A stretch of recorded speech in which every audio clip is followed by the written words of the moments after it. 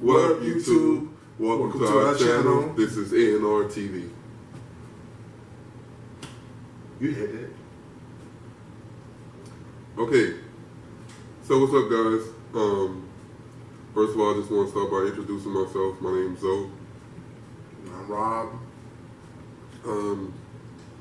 Basically, this channel is just going to be about us and our journey, everything that we're going through in life. We like to just, include you guys. Just come rock with us, come roll with us. Just see what's good. Myself, I'm originally from New Orleans, Louisiana. I'm from Orlando, Florida. And currently we live in the state of Texas. So, that's all you need to know. Oh, I was about to say we. Nah, y'all don't get all that info until y'all rock with us on a personal level. Not straight out the gate, just like a first date type situation. So, but basically what we're going to do is, we'll do some vlogs. We'll do a couple challenges. I'm going to just let y'all know straight right off the front, off the rip. We're not really about that whole fake, oh, I did a prank, and oh, all those stupid clickbait titles. No, I don't have time for that. Oh, you know I do. I want the big Chanel in the stove. Hey, no? Okay, my bad. Lame. So yeah, we just want to, let you guys get to know us, and we do want to get to know you guys. So, hopefully you guys comment, subscribe, like, and turn on that notification bell. Definitely that. We plan on posting videos probably twice a week. But as we grow, as we, gain some momentum, and, you guys just, the more people that begin to rock with us, we'll be willing to take requests. We be busy though. I'll be lazy sometimes. A lot of times. So, just don't expect no everyday type content.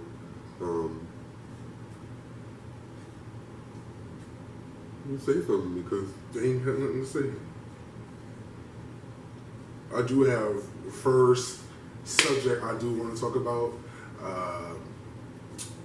which I'm pretty sure is going to be, we want it to be brief for the first official video, the surviving R. Kelly.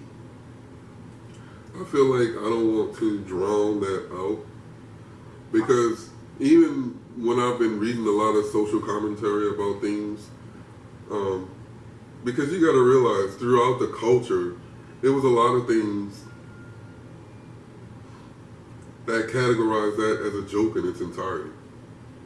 Like the Boondocks, the Dave Chappelle, just in the culture alone, all the jokes that we made as teenagers and stuff like that. So I just think that right now in the climate that we're in, with the whole Me Too movement, I think now a lot of people's opinions have swayed because, people can't think for themselves. They got to be told how to feel. That movement alone kind of like, it bothers me a little bit, because it's just like, there was a man that came forward that said that he was basically got passed, like a pass was on him, like he was felt upon or whatever, and then it was just like everybody just like made fun of him. Nobody took it serious. But you don't want to talk about the R. Kelly thing, but I do. Well, I mean, it's not that I don't mind talking about it. I'm just saying it's like, I'm not trying to beat a dead horse. I'm going to beat that thing down.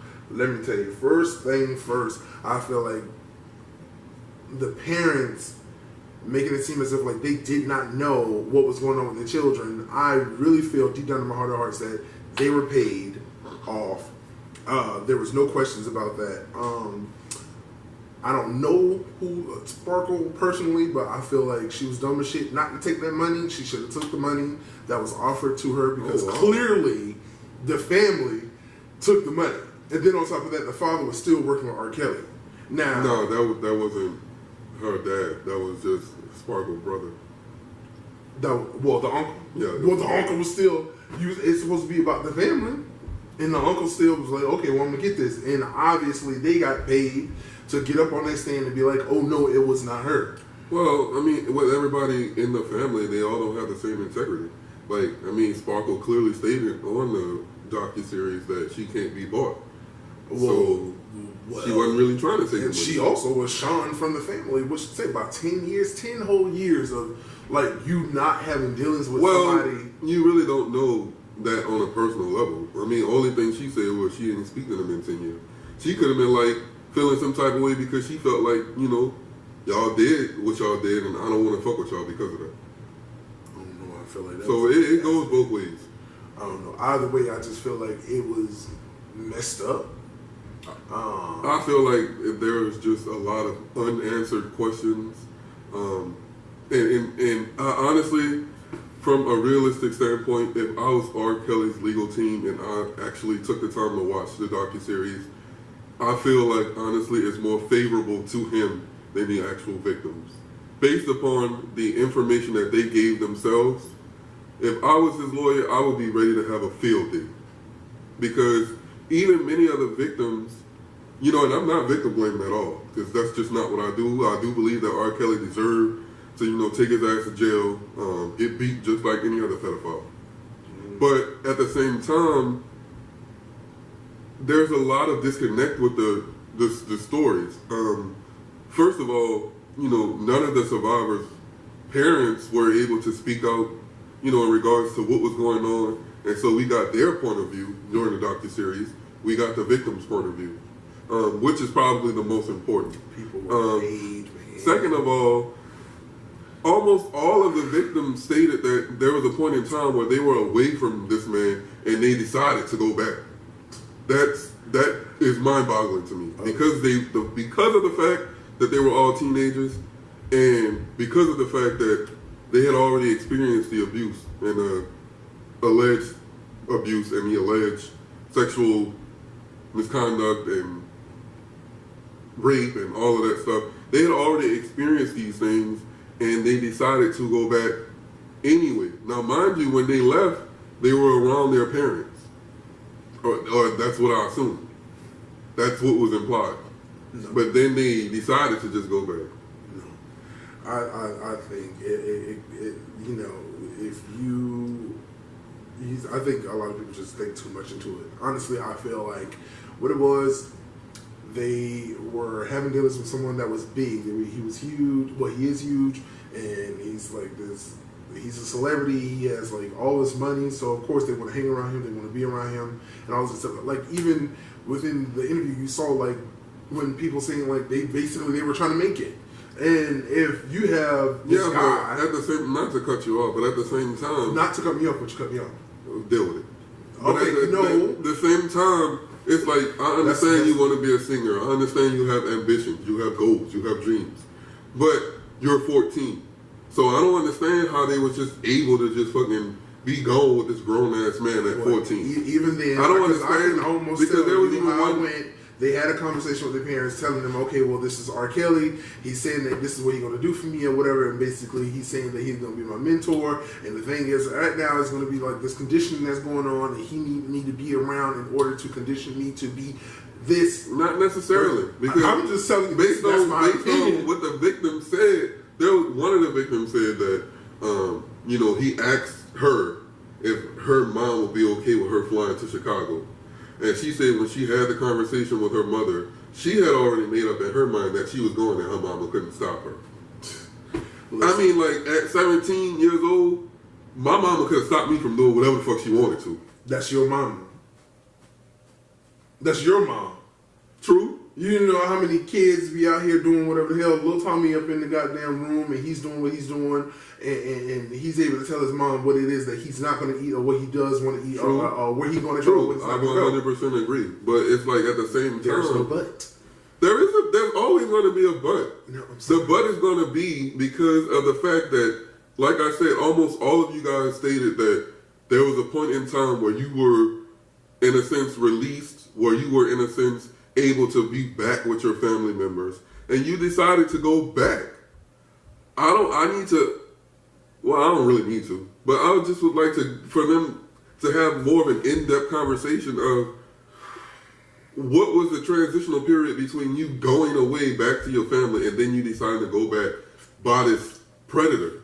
It is so funny that you could like not see why they went back, because this is what life was when they were living there. They had no worries. They didn't have to worry about bills or anything of that nature, and it was just like everything that they desired most was given to them. It's different from when you are living in the real world. Now you have to pay bills. Now you have to go to school. You got to go to work. You have to do all these things. But when you were living him, all you had to do was have sex. But then when you look at it from that standpoint, don't you think a general public or a jury would be less sympathetic? Because it's like, for me, I'm very much so less sympathetic for motherfuckers who put themselves in that situation on their own. Listen, stop putting yourself in something. You now, granted, when you are the same thing. Granted, when you are a child, you are super impressionable. We all were, but at the same time, we all had the understanding of weighing our goddamn options. Let me give you a small scenario. It's not anything dealing with predatory behavior from an adult or anything. But as a teenager, when there was something that you wanted to do, let's say it was something like you wanted to do something as simple as go out with your friends or whatever, and your mom's already said no, or your dad already said hell no, but you want to go anyway, so you're going to sneak out. In that frame, in your mindset, you literally are sitting back here and you're saying, okay, I'm going to weigh the options, and I already know that there are going to be consequences because I was told no. But I'd rather get my ass whooped for going and having fun, so I'm just going to take this ass whooping for myself because I want to go to the concert, or I want to go to the house party, or I want to go to whatever. Now, granted, I know when I get home I'm going to get my ass whooped, but I think it's going to be okay because I'm going to have some fun. With that situation, I feel like when you already were pre-exposed to the predatory behavior, the alleged abuse, the alleged sexual misconduct and rape and stuff like that, I'm not a victim of that, so I can't really speak for victims. But one would think that if you've been pre-exposed and you have some sense of escapism, that you're not going to go back to that shit. One would think. Now, granted, there are victims that it's psychological, so you are going to be able to go back and stuff like that because you've mentally been brainwashed, so to speak. But ultimately, you were also back in the vicinity of your parents. No. So it's like being in a relationship. You're in a relationship and you love somebody and you're giving them your all, and in the midst of being in that relationship, that other individual, after you have unloaded all your issues and problems, all your brokenness, and they have consumed everything that you have told them. A lot of people, a lot of relationships, people tend to use what it is that you told them to make you feel low and all this stuff. But you're so invested within that relationship so much to the point where it's just like, this isn't healthy for me and I need to leave. I can't do this. I shouldn't be doing this. I know this isn't right. But yet you stay because you feel like you love them. You feel deep down in your hearts that you do. So who's to say when them having dealings with this man, first of all, he came in contact with them when they were super young, so much to the point, so they don't even know what it means as of that point to what it means to be a woman. Mm-hmm. So if they have some guy coming in and he's telling them, oh, well, this is what it is. I need you to submit to me. I need you to call me daddy. I need you to do this and that and all this stuff. So it's just like what he's teaching them, they feel like that's what it means to be a woman. Like, oh, well, call me daddy. You need to ask for permission to do this or do that or whatever else. Now, keep in mind, they are able to not have any worries or concerns about any kind of bills or anything pertaining towards financially. They don't need any kind of assistance from nobody because he's handling it. Now, you go back to your parents' house, when they say you need to be in the house at 8 o'clock, you need to be in the house at 8 o'clock. It don't matter how old you are. You be 30 years old and you were living in my house. When I tell you need to be up in the thing at 8 o'clock, you need to be in here at 8 o'clock because this is my place and these are my rules. You better get the hell back. Period. But if I'm 30 years old and I'm living at my mom's house, first thing first, you're whack. Because you are, but at the same time, it's just like, you ain't about to sit up here and tell me I got no goddamn 8 o'clock curfew. But at the end of the day, it's her place, your mom, your dad, or if they're together, it's their place. So whatever kind of rules that are implemented, you need to follow it. Because if not, it's just like, okay, well, you got to go. Period. There's no in between. Oh, I need you to pick up a bill. I need you to pay this light bill since you're here. I feel like you kind of skewed away from. No, because what I was saying before, prior to, is these are things that you grow accustomed to. Okay, so you have issues and problems with your lover and the things that they know about you and stuff like that. People tend to use shit against you. But then that goes directly back and correlates to what I said to, the victims have some type of psychological block or mental brainwashing as to what he's done to them. Brainwash. In a relationship, and it's not necessarily a brainwash, but it is psychological. Because like you said, you have invested time and you feel as though you love this person. And also this person knows your lows and knows how to make you feel inadequate. Mm. So ideally, this ain't everybody. Ideally, individuals will feel like, okay, well, because I feel inadequate, because this person makes me feel inadequate, that must mean that whatever I'm doing, it ain't good enough. So I need to be good enough for this person. Now that's for a relationship. Again, I was never a victim of sexual molestation or abuse or anything. I cannot speak to that. I'm not trying to speak to that. The only thing I'm saying was the information that I received and my interpretation of the information. Again, if I was on Ray Kelly's legal team, I would have a field day. I would have just had my little legal pad and I'd have just been jotting down. I'd have been like, oh, well, your girl said she left and she went back and then she said what happened. Right. And we both agreed that there was holes in the stories. I definitely feel, deep down in my heart of hearts, that people were paid. So much to the point whereas this is the reason why the parents didn't have to worry about nothing. This is why we already know she's with R. Kelly and he busting down with us and he's busting down on her. We don't give a damn. That's the reason why you ain't really hear anything about on the parents' standpoint. Now, well, because honestly, from the parents, what I really would have liked to kind of get a scenario on is like, okay, this man got your daughter, and there were even the victims were speaking to the fact that it was hard for them to get in contact with their actual family members.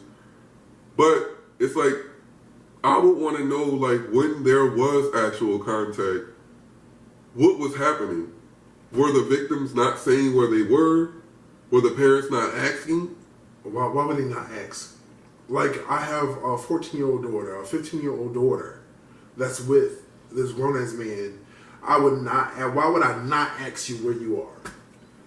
Well, where are all the police reports and stuff? They obviously knew where their children were. Right. If I know where you at, then now I'm going to be like, okay, police, I know where the fuck my child is. Go get her. I don't have the resources to get her. Go get her. I'm going to report my child missing. You saying what you would do, but I'm just saying that those are the things where I'm like, okay, I don't necessarily understand why these steps weren't taken. And that's why I was like, I felt like the parents to the victims should have at least have been a part of one part of the segment so we could have got more of an understanding as to what exactly was happening. Because right there, that leaves a huge ass disconnect because it's like, because it almost comes off as if R. Kelly went to some high schools and got some 14-year-old girls and they were never thought of again. Like, they weren't thought of by their parents or anything. And it's supported because there isn't police reports. There isn't missing persons report. There isn't any of that. So listen.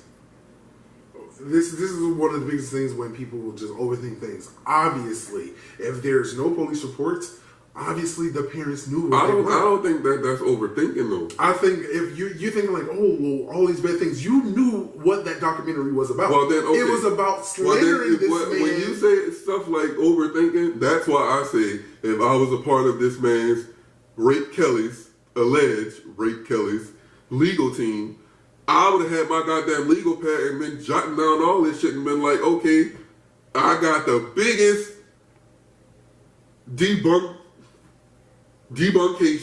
of you fucking lying. Bitch, you doing too much. Because I'm calling all the parents to the stands. Because now this information is going to be made public as to how much you weren't pursuing of your child. But the biggest and that's the perception that he's gonna give. If you look at it, it was only to make this man out to be the big bad fucking wolf. It was like, obviously, I do not agree upon him being a pedophile because I was about to say he is a big bad wolf. Listen, what I am saying is the documentary definitely made it seem as if, just like you said, he went to the high schools, took the goddamn children, and didn't let them go home, and like the parents didn't know. The parents knew exactly where they were. They knew where they were, and I'm pretty sure they were all being compensated. They all knew, oh, okay, my daughter is with R. Kelly. They knew that. And then this is my last point that I want to make, because I don't want this video to be too long. The people that was around this man going out seeking young girls, I just felt like that was super fucked up. It really was. And then you had a lot of grown-ass men on there trying to, I don't know what the hell y'all was trying to do, clear y'all conscience or whatever, but y'all whack as hell. Y'all knew what this man was doing. Y'all turned a blind eye, and now y'all want to speak out about him and how bad he was and horrible for the things that he did because you're not on his payroll no more. Listen. Like, move around with that bullshit. I know. Y'all were going to supplying young ass girls for this man. He told y'all go to malls and shit. Y'all went to schools. Y'all saw the beds in the studios. Y'all saw little 14 and 15-year-old girls running around. Y'all saw all of that. And y'all whack ass grown ass men didn't do nothing, didn't say nothing. Listen, I didn't realize you talk so goddamn much. All right, well. Well, I told you I ain't want to talk about it anyway. Yeah, well, you really took over the goddamn conversation. Like, you took like 75% of the goddamn video. Either way, I know if it was me and if I was a part of that whole shindig, I would have the biggest Chanel in the store. But I don't give a fuck. Look, what you gotta say, huh? Fuck you, boy. Anyway, I'm good. I got my points across. Kind of. I might do another video about my nigga when he's at work or something. But you have anything else you want to say? No, just, like I said at the beginning of the video, we're new to this. Just support, rock with us, share us, subscribe, like, comment. Don't share us. Why not? The more we get shared, the more people see us. You talking about we get shared? We share our channel, not us. Big Schnee and Stole. You lame as hell. But yeah, go ahead. Leave comments. I like to read the comments. I like to reply to comments. You can read? I like to hear other people's insight, other people's take, other people's perceptions, because I just think it's interesting. It's a conversation that is being brought to the table 20 years too damn late, but it's at the table. So, again, welcome to our channel, y'all. This is A&R TV. Please. Big Schnee and the Stole.